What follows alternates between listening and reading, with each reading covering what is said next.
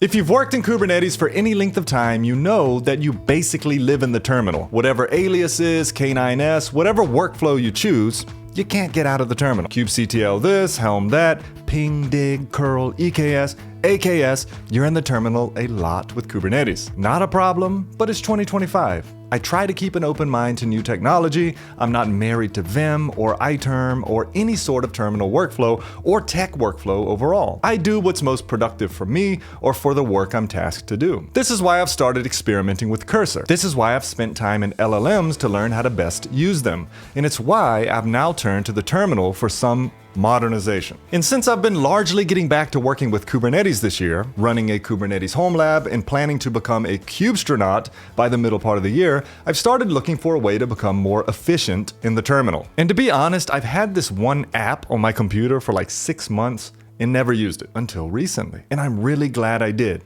So in this video, I want to share my experience so far using the Warp terminal with my day-to-day Kubernetes tasks with practical examples of how it really does make everything easier. Now, in case you didn't know, Warp is free, can be downloaded on Mac and Linux, and as of now, it's finally available for download on Windows. And since I'm putting together a video on this new terminal workflow change of mine, I reached out to Warp and they agreed to partner with me on this video. I would have put this out either way, but they graciously offered to support it.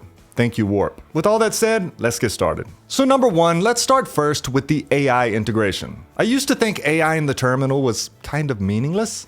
Boy, was I wrong. So AI opinions, they're all over the place. I personally have reached a point where I think I am using it wisely and am able to generate good results for the purpose through which I am using it. More and more devs are finding ways to adopt AI in their daily tasks, and the terminal is no exception. And I have multiple videos on this topic, so I won't get into it here, but when you're working in the terminal and you need or want to use AI for some reason, you no longer have to leave the terminal with Warp. So let me open up Warp, and I have the Warp extension for Raycast, so I use Raycast instead of something like Alfred. And there's a Warp extension, and you can save your launch configurations and launch the terminal from there. So I can say launch, open launch configuration, and I have my Kate's home configuration. So it will launch the Warp terminal with 2 tabs, one for the control plane, one for the worker node, and it will SSH into them and I'll be all set up.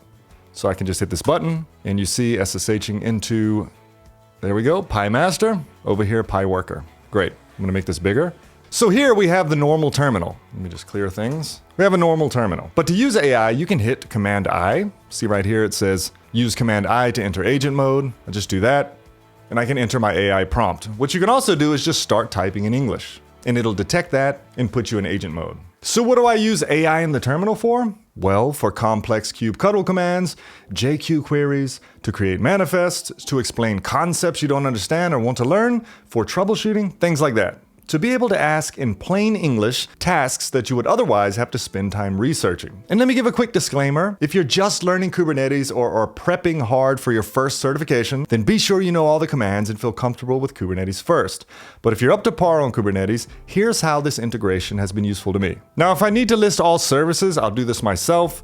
kget services, -A for all namespaces. I'll do that myself. But for more complex questions, I've started using AI. For example, when does, and see how I start typing English and it switches to agent mode. When does my wildcard cert TLS certificate expire? I can do a kubectl describe OYAML or pipe it to an OpenSSL command to get this information. But since there's AI here and I just need the expiration date, I can prompt it and move on about my other work while it gets me this information. Watch this. So the AI went and got my certificate and realized, hey, it's in a different namespace. It did a kubectl get certificates, all namespaces, found out it was in the traffic namespace, described the certificate, and lets me know here, the wildcard certificate will expire on May 20th, 2025. And then there's some additional details here, what domains it covers, and all of that. But often you have more complex commands that you have to really research and piece together, and it takes time, and prompting the AI model in plain English is just much faster, like this. So I'm gonna switch to agent mode, paste this in, generate a command to identify all pods running as root across all namespaces. How are you gonna find this command? You're gonna Google it, you're gonna go to Stack Overflow, or you're gonna go to your favorite LLM. You know you'll do it. This is not an easy command. So why not just use the LLM in the terminal? So here I can hit enter, let it do its work. So it does a kubectl get pods, all namespaces, output JSON path, all of this information, grep, A4, containers running as root, all of that. Based on the security context analysis, here are the pods that are potentially running as root. So homepage defaults to root. Some of these don't have user context, and I could continue this and ask it to find other ways to tell me. Kube proxy running as a privileged container, of course, and then cert manager not running as root. And this gave me the full analysis. So that command, like I said, would take me a while to look up. It's better in this scenario just to prompt in plain English and get a report. Copy that report, send it to whoever needs it. Another great use case is for examples or starting points. So say I'm preparing to set up some network policies, and it would be beneficial to get some examples first to work with or as starting points. So let's say, give me some examples of using network policies in Kubernetes. So I'm about to implement these network policies. I just need some examples, some templates to work with, to begin with. So let me hit the button, and it should generate some manifests for me to work with. So here's an example of denying all ingress traffic, allowing traffic only from a specific namespace, allowing traffic only to a specific port, allowing traffic between specific pods. This is really useful. If it doesn't cover your use case, it gives you enough examples to work with. And again, it saves you time. But one thing that I've really found useful, I've been using a lot, since Warp has this concept of blocks for each command and output, you can actually just click on an output and attach it as a new context for your prompt. So for instance, as I've been building out my Kubernetes home lab this year, I've chosen to use traffic for my ingress controller in reverse proxy. And by the way, I have a home lab course in the Travis Media community where I go through Kubernetes setup and installing apps like Traffic, Cert Manager, and the like. Link below to that. But after deploying traffic, I glanced at the pod logs and it looks like by default I'm sending anonymous stats to traffic. I don't want to do that. How do I disable it? Well, let's pull up the pods first. Okay, get pods A. And let's check out the logs for my traffic pod. So, okay, logs in a namespace of traffic pod. And look at this. Stats collection is enabled. Many thanks for contributing to traffic's improvement by allowing us to receive anonymous information from your configurations. So that's default. We're sending them anonymous information. I don't want to do that and I want to disable it. So I'm just going to prompt the LLM here in Warp. So again, since Warp has this concept of blocks, I can right-click on that block or that output, choose Attach as Agent Mode Context, and then prompt it as to how I can disable this feature. So I've right-clicked, I've added it as context, and you see here, one block attached. So I have a prompt, I have my block, my context attached, and I can say, I'm sending anonymous information. I don't want to do this. How can I disable it? Enter. So if you're using Helm, just enter these global arguments. If you're using direct Kubernetes manifests, add these arguments to your deployments, and it tells me how to do it. So I'm just going to copy this. Let's go ahead and just use the copy button. Do a sudo vi traffic values.yaml. And I'm just going to come down here, make some space, and paste that in. Get rid of that comment. And that's it. And it should fix it once and for all. So global check new version false. And global send anonymous usage false. So I'm going to take check new version out. I think that's based on my logs telling me that I have a new version to upgrade to. So global send anonymous usage equals false. Let's save that. And then let's do a Helm upgrade. So upgrade, Helm upgrade traffic. How did I get to that so fast? We'll talk about that in a minute. So I'm going to upgrade my Helm deployment. Now let's do kget pods. Grab that pod. Okay, logs in traffic. And look at that.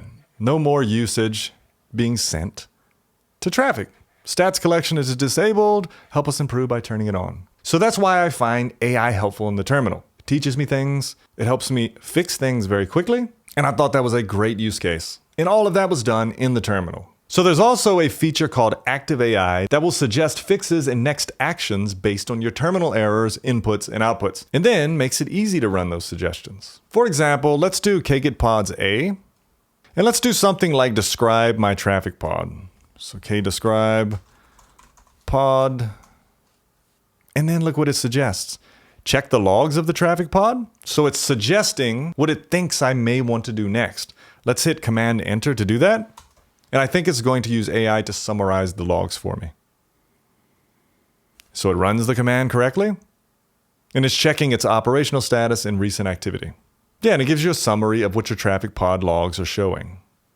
No warnings. Traffic started up cleanly and operating as expected. Now check this out. Let's say I do a sudo apt update. When I do that, it's going to output the fact that I have a bunch of packages I can upgrade. It's going to see that in my output and suggest, hey, do you want to run or do you want to upgrade the installed packages? So look at this, sudo apt update, and it says 151 packages can be upgraded. And based on that, it says, hey, you want to upgrade the installed packages. Boom, I can do that. So that's active AI. So that's AI. That's one thing I really like about the Warp terminal, and it's helped me a lot so far. But AI isn't the only thing that I've found helpful in Warp. A feature that I've been using a lot is workflows. So I've started using these to create a searchable list of commands that I use regularly, and with these workflows, I can parameterize them. And again, in Kubernetes, everything is terminal commands. Why not create workflows out of these most used commands? So for example, I often ask for logs for a Kubernetes pod, and I've saved this as a workflow and can open the command palette, so Command P, and type what I need. So I'm going to type logs, and look at this. I have a workflow ready. I hit enter, and there's my command, but I have parameters. So you see these two parameters are highlighted. So instead of namespace, I can say traffic. I do a shift tab to go to the next one and paste in my pod. And I can get logs that quick. Another command I use a lot is the Helm upgrade command. So when I tweak the Helm chart configs, I need to run Helm upgrade to upgrade that Helm deployment. So again, just open my command palette, type in upgrade, Helm upgrade with values. Click that, and I have these parameters. So my chart is traffic. My Helm repo is traffic / traffic. Namespace is traffic, and my values file is traffic.values.yaml. So again, this is a command I use a lot, and instead of typing it all out, I have it saved and parameterized. So here's another one, using SCP to copy a file from my server to another server, and including in the command the SSH key. So command palette, SCP, there it is, boom. And we use this command for things like transferring audit logs or copying scripts. And I can never remember this command. And you know you forget it too. Well, here it is with parameters to fill in. My SSH key, local file, remote user, remote server, and full path to remote file. If I need to create a new workflow, I just come up here to my Warp drive, hit the plus, workflow, and I can create one right here. I can add aliases, arguments, environment variables, all that good stuff. So this has really helped out with some of these longer commands that I run regularly. And over time, you build up these workflows that you use regularly, you parameterize them, and they're quickly and easily searchable in Warp. Another example, in Kubernetes, we often encode and decode base 64 values. And let me close this. Again, it's this simple, command palette, base 64, encode a given value. What's the value? Here's the value, boom. There's my base 64 encoding. Right here. Very helpful. And I'm trying to be selective to just those workflows that I use the most, but I'm definitely adding a strong list as I continue to work in Kubernetes. Now, the third thing that I've found very helpful is the ability to quickly synchronize all of the inputs or all of the tabs. So you'll see here, I have a PyMaster and a PyWorker tab. Let's say I want to run apt update on both of these. Watch this. Open the palette, synchronize all panes in all tabs. When I do that, you'll see this link symbol on both of these. And if I run sudo apt update on my one tab, it's also running on the other tab. And you can choose to synchronize all panes in all tabs or just all panes in one tab. So each tab can have a number of panes, which is really cool. And then to unlink, I can do synchronize, stop synchronizing all panes in all tabs, unsynchronized very quickly. And then the fourth reason why I'm finding Warp very helpful is the modern text editing in a terminal. And this is what I mean by modern workflows. Everyone keeps telling me to learn Vim and get a clicky keyboard and throw your mouse away. But this doesn't match how I work. For instance, I never type git add or git commit or git push anymore. I just use the UI in VS Code or Cursor to do it. I have no shame in that. It works for me where I'm at. That being said, why in 2025 can I not just click in the middle of my terminal command on a letter and the cursor be there? There are hotkeys for going to the next word, into the line, the beginning of the line, all of that. Great, but I just want to click where I want to go. Well, I can now. So here's my Helm upgrade command. Look at this. I want to change the namespace. I can click right here in traffic, change it to something else. I don't have to go Command A to go to the beginning and all of that. I just need to click wherever I want to click. I want to highlight this and delete it. Boom, I can delete it. I love it. It works for me. I can also hover over commands and arguments and get a tooltip with what it's doing. So Helm, if I hover over it, Helm is the command. It's the Kubernetes package manager. Upgrade a release. And then I can jump over here to values, specify values in a YAML file or a URL. And is going to tell me its namespace. It's an option. And then force is also an option. Force resource update through delete recreate if needed. Even commands like ls, la, the files in etc. We can hover over that. ls is the command. La means include even directory entries whose names begin with a dot. And then etc is going to be the directory, which is an argument. So it's very helpful. The tooltips are really helpful when you're using different CLIs. And out the box, they have completions for like 400 plus CLI tools, including kubectl, Helm, AKS, EKS, and more. So it's very much like an IDE, and I personally like that. Some people don't, I do. So if you aren't married to Vim, which there are Vim key bindings as well, so you can be, but if you aren't set in a specific flow and just want your terminal to be as intuitive as an IDE, then Warp may be for you. This was a huge selling point for me. Now, the last thing I want to show just briefly is how easy it is to access the history. I know all terminals have this Control-R feature where you can search your history, but Warp is taking this to the next level. And again, it's a really quick way to repeat some command that you've recently used in your history. So instead of workflows, perhaps I've used that command recently and just want to pull it up again, like the Helm upgrade command, just something that I want to reuse. Well, instead of opening up the command palette, I can do a Control-R and look at this, Helm upgrade. There it is. As fast as that. There's my entire command. Again, Command R. If I want to find workflows, I can just start typing workflows and base 64. There's my base 64 workflows. But I'm most impressed here with the history. In any other terminal, you get these one at a time. Here, I can just scroll through them. And I can find commands I don't want to type out again. K-described ingress routes. Boom, that fast.